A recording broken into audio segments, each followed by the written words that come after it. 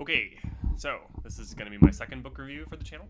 I have chosen a book that is more of an anthology of short stories today. Um, this is called Iraq Plus 100. It caught my eye at the library. It's uh, it's based on this idea of the literature for Iraqi writers is predominantly focused on certain genres, and it's really not focused on science fiction historically. I think the main reason for that is because if you have a country or a place or a people that is going through something truly dire and painful and existential, it's kind of hard not to focus on the present. I was really taken in by the forward on the back and like the summary on the back and then like the forward I skimmed when I rented the book. It's really powerful. It's talking about how it can really be empowering for writers to um, through science fiction explore what potential futures could look like. So the Iraq Plus 100 concept is basically asking various writers to imagine an Iraq 100 years in the future. Now, there's many different approaches to these stories. I'm not necessarily going to break them all down, but I can kind of call out some of my favorites. So about half of this I read today, and then the rest I kind of read interspersed throughout the week. So my memory for some of the early ones is a little bit blurry. Um, I really liked the Corporal. Um, the Corporal is basically a story of a an Iraqi soldier, like a really battle hardened military veteran. Um, and at the start, it tells you, okay, hey, this soldier has been um, reincarnated, sort of resurrected in the year, I don't know, 21 something, um, in Iraq after a lot of these stories uh, picture in Iraq that is like revitalized and modernized and is now like leading the modern world, and especially focusing on like the city of Baghdad or I'm trying to remember the name. The city of Najaf, I think. Apologies if I mispronounced that. I'm trying to look this one up. Um, Now, this is maybe a little bit less of a science fiction take, the Corporal, and it's more of a like religious philosophical take, as well as just a really great like most of it is sort of just discussing the Iraqi soldiers' circumstances of his time in the military and of his death. Um, it's a very interesting breakdown of how initially, as a soldier, he sort of turned to the military as a way to make a living. Um, and he didn't really see himself as having an ideology. He sort of was like, well, I'm a mercenary. I have orders. I carry them out. That's what I do. Um, and this person describes the heavy injuries that he takes um, over his life. He's in constant pain from like bits of shrapnel that are still embedded under his skin. It's intense, and but then also there's like a very in-depth zeroing in on the behavior of the military and like what people are allowed to even say um,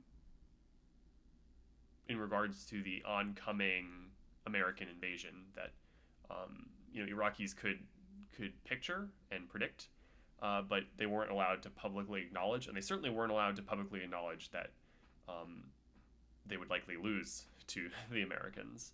And there's a very sad scene where he sort of describes like this one idiot was like stupid enough tell someone that he didn't think they would be able to beat the American soldiers, and he was executed by firing squad the next day. Um, and it's like, but then when where this takes an interesting turn was the soldier who didn't really think of himself as having a an ideology at all. He started to he started to describe this sentiment that he says he's not the only one, but he's one of these people who like has this idea that like we should welcome America and like America will bring democracy to Iraq. I mean, they're kind of these are a lot of the talking points that um, that the American leadership at the time was saying, like, oh, we're doing this for the Iraqi people. Obviously, that's not. I think that it's fair to say in hindsight that's definitely not true. I think most people at the time would have kind of called bullshit on that. Um, but it's interesting to hear the perspective of these people, you know, who were. I mean, it's a story, right? But these people within even the Iraqi military who were hoping that they would lose the war. And then the circumstances of the soldier's death, about how he um, he prepared to greet the once the American soldiers finally came to the town where he was stationed. He was prepared to greet them with a rose petal in his pocket, but because he didn't speak, there was a language barrier, but he wanted to signify that he welcomed them. So he reached into his pocket to grab the petal, and then the soldier mistook that. An American soldier mistook that for reaching for a weapon and instantly shot him in the head. And I think, you know, this whole line of events is the author's way of critiquing the concept among some Iraqi people that the Americans would bring peace and democracy and just improve Iraq in general. It's kind of their way of critiquing and debunking that. Now, the resurrection bit is sort of a bit odd. It's like I'm trying to remember exactly how it went. I think basically he's like there's a huge line of people waiting to get into heaven, and the soldier seems to genuinely believe A, that he's a martyr, and B, that like being a martyr means you get into heaven automatically. Like that's what Saddam Hussein said, or the soldier is saying, according to Saddam Hussein, I'm a martyr and therefore I should get into heaven. And the you know, God and the angel to which he's speaking seem to accept this ideology, but they're basically saying like, hey, you're not a martyr because you welcomed the enemy. So like, I mean, I don't know. It's, you could dissect this and like what this is saying in many different ways. I think that it's less about conveying a message one way or another, and more just trying to illustrate the absurdity or the tension between various viewpoints. That's super vague, but I read the story like several days ago. The other story that I want to talk about, well, there's a couple others. I really liked Baghdad Syndrome. It's the story of a man who is experiencing a genetic condition that causes blindness, and it's sort of unknown what the nature of this disease is, but that's sort of a backdrop for, I'm not exactly sure. I think it's meant to symbolize something, but I don't really understand what it's meant to symbolize. But the more interesting thing about that story is there's this statue of two lovers,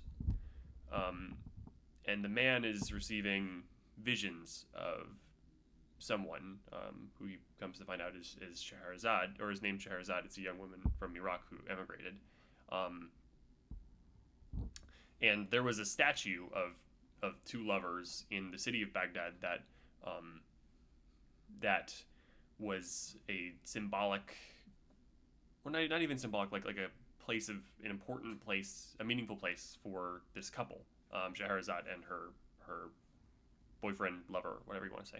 Um, they he was planning to propose to her um, in front of this statue, but before that happened, was she had her arm blown off in a by a car bomb, and once that happened, she decided she didn't want to marry him. She left the country, and she wrote poems sort of um, about how the tragedy of what was happening in Iraq prevented her from having a happy life, or like the life that she was supposed to have, basically.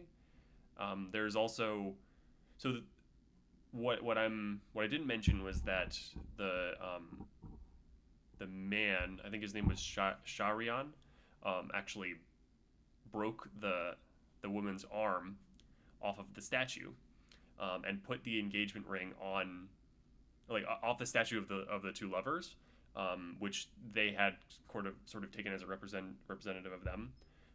He broke the arm off and put the engagement ring that he'd intended for Scheherazade on the ring finger of the statue.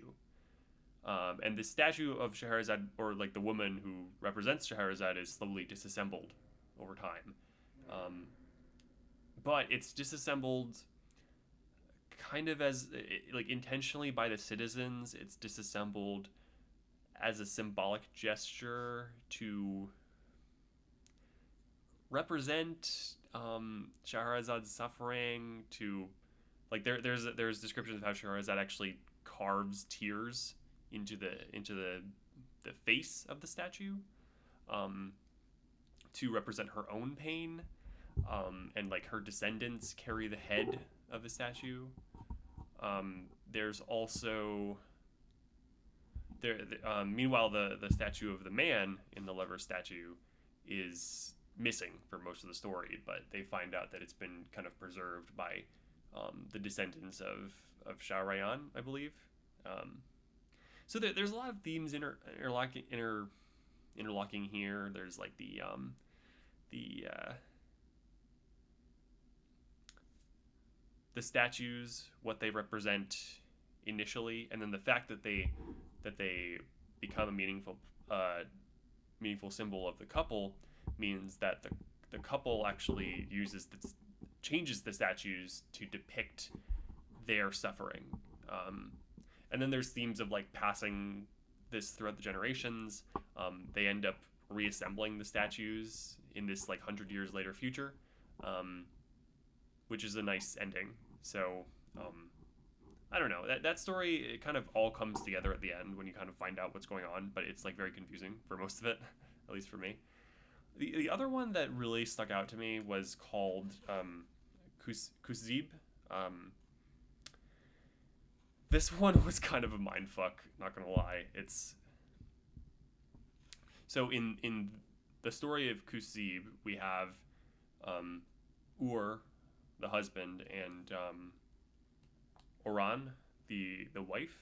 Yeah, and they have moved to a place described as Sector 42, in order to have, like, basically Ur, the husband, is chasing his corporate dream, and Oran is not happy with it, but she is going along with it, and she says, "Okay, well, once you make enough money, we have to leave, and we have to go back to where we live, or where we're originally from, and buy some land there, and that's where we're gonna live." Ur scores these tickets from his boss to this very prestigious gathering, and he's like, "Great, I can use this to network. I can use this to get promoted." Um, Also, they're having marital problems. Their marriage isn't working. There's no passion anymore. They're even describes, pretty explicitly, like they tried to make love and fail like all the time. Um, so once they get to this party, they're sampling wine, and it's like all of a sudden it's revealed, like I think there's a line that's like, "What kind of humans is this made out of?" And you see this and you're like, "What the fuck?" And like apparently they also try wine made from grapes, and apparently this is like a super rare delicacy because in they're like, this is the way they used to do it. And we reveal that actually our main characters aren't even humans at all; they're aliens. And Sector 42 literally refers to Earth, and it details how aliens, like, I mean, this is like the science fictioniest of all of them, right? Of all the stories, it details how the aliens land on Earth, and easily overpower the human population, and they start treating humans literally like livestock. And and a big part of the tension between Ur and Oran is that Oran has sympathy for humans, and she doesn't feel good about living on this planet where they're literally like processed. I mean, there's a graphic depiction of talking about the best practices um, for like harvesting humans' body parts and like how to make them taste the best, and I mean, this sort of stuff, it's really unsettling when we read it, because you know um, cannibalism is, or not even cannibalism, but just the idea of humans being eaten is so anathema to who we are. But it also, I think part of the reason that it makes us feel so uncomfortable is because that's how a lot of animals are treated by us, right? Um, and the aliens, they see us as primitive, right? They see us as, they make the argument that like humans think they're civilized, but they're not. Um, so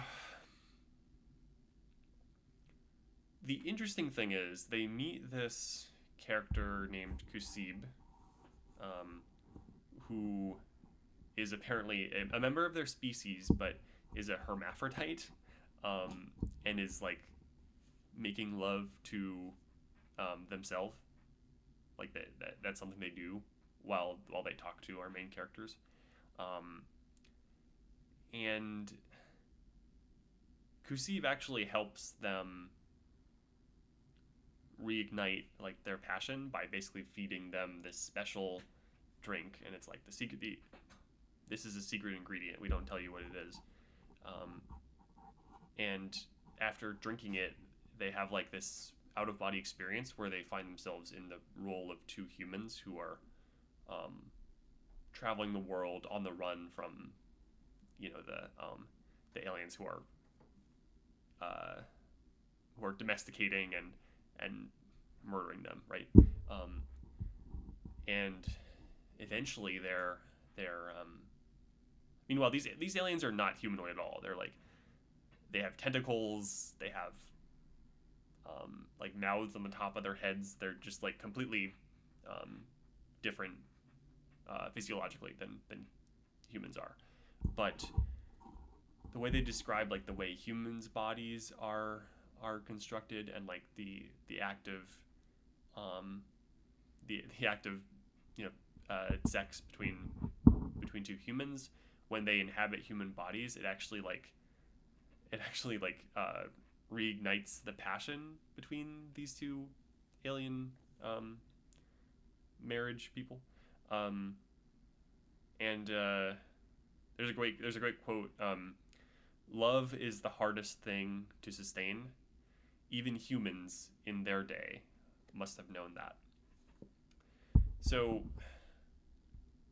you have this interesting thing. It's like it's both this story both kind of invalidates human sense of superiority, and saying like we think we're so special, but really we're not. And like if we were to encounter another alien species, that it's very likely that they would view us the same way that we view species on our own planet, right? Like we have a certain amount of hubris that assumes that aliens would even view us as remotely equals, right?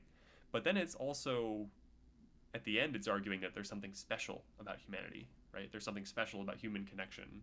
Um, that when the aliens experience how we feel, it it brings them emotion. I mean, even like um, the main character Ur, who is like very dismissive of humanity, um, admits that like when he reads the works of Shakespeare, he like finds them funny or inspiring or thought provoking, right? So I think there's something very like profound about this. So Kusib was my favorite story of this whole book for sure. Um, and I didn't mention it, but I don't know if I mentioned any of the authors, but the overall anthology is edited by Hassan Blasim. Um, I would recommend reading this if you're a fan of science fiction, especially if you're a fan of, or like maybe fan is the wrong word, but if you are interested or passionate in the Middle East as a topic, I think this is a very important book for people to read, to understand. Like it helps understand the current context of like what has and is happening in Iraq. Um, the the book was published in 2016, I think. So it's